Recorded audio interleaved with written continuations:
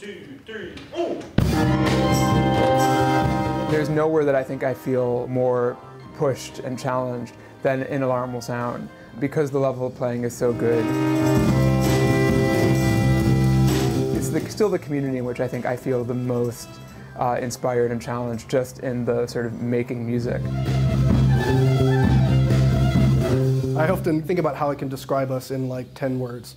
And what I usually say is something along the lines of, it's a big crazy group of about 20 people and we play really weird music and we try to do it in a fun way. We try not to limit ourselves to any genre. We mainly play music that's written in the last 10, 20 years, but we've also played music from the 1500s. It's a very open process among all the members of the group about what projects we do and how we go about selecting repertoire. We bring the music that we're listening to, that we find interesting as individual musicians and artists. We bring that to the audience, and we hope that they lean forward, and we hope that they agree that it's good music, whether it is labeled classical or modernist or new or pop. We, you, I, every one of us must rouse himself from his numbness and make change happen. I'm a big believer in the idea that an organization expresses its identity through what it performs. So it is something that, we're all really involved with, and it's always important to me to be sure that what is created is something that we are excited about performing.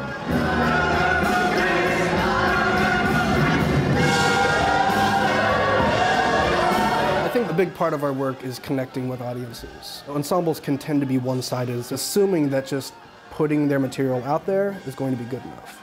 Saying, we're going to play Mozart, we're going to play it really well, you're going to love it. And if you don't love it, there's something wrong with you. We take more of a line of, we want you to care about this, we want you to listen. I've been living in New York now for a little over 10 years. What's exciting about New York is there's so much going on here. There's so many great musicians around doing really great things, and there's always more culture and music than you can consume going on every day. I think I've always been drawn to places where there was just a sense of intensity and a sense of energy, where people move at a fast pace and seem to be busy and doing exciting things. I do like the bustle. I like the bustle of the city a lot. I like the sounds of sirens, for example. Distant honks are nice. Kind of the bustle of cars and people is nice.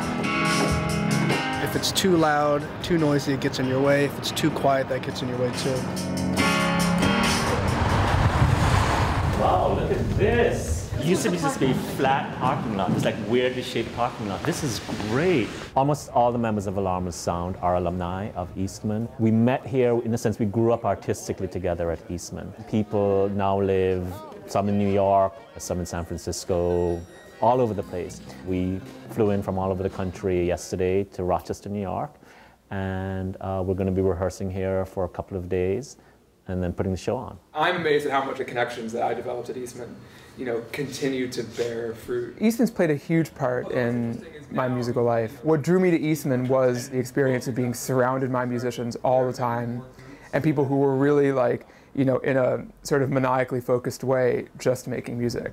Going back to playing at Eastman has a very special meaning to all of us because it is where the group started, and it's going back to our genesis. We're back in Rochester to perform 1969, which is a multimedia show that's got not only music, but it's got video and it's got action and text. And it's really, since the very beginning of Alarm Will Sound, we've been interested in renovating the concert experience.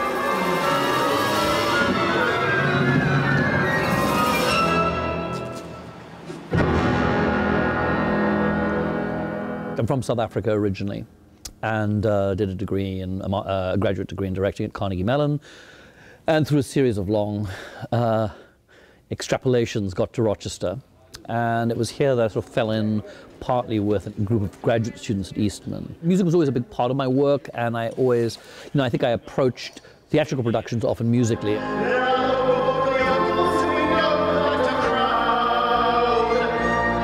It's been a long journey to get to a place like 1969. No, you cannot abolish the word of the Lord. This was a work where we actually had a kind of story to tell. The idea was that that story would be told in dialogue, it would be told visually, and it would be told in music.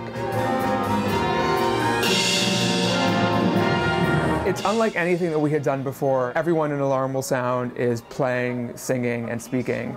And we also brought in 3 actors outside of Alarm Will Sound to work with us on this. And then there are visuals, which are part of like immersing you in the period. I think the visuals are a really important part of like creating the world of 1969.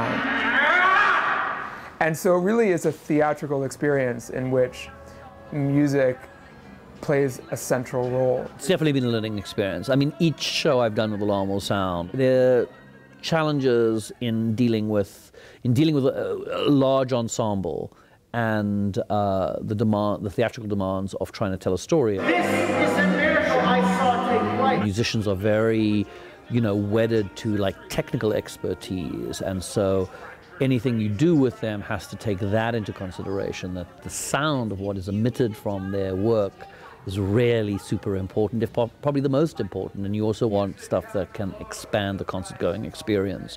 You don't want stuff that will take people away from what they're hearing. Music is not a solitary act. It's not so much us coming back and playing some hits, it's us coming there and presenting a work of art to Eastman. And it's something that we're very proud of, and it's something that I don't think would have been possible without Eastman. We're thrilled to be back. It's a homecoming of sorts. I want the students to know that they are going to be the next generation to do innovative stuff, to do unconventional things, for new music and for old music, but just for the field in general.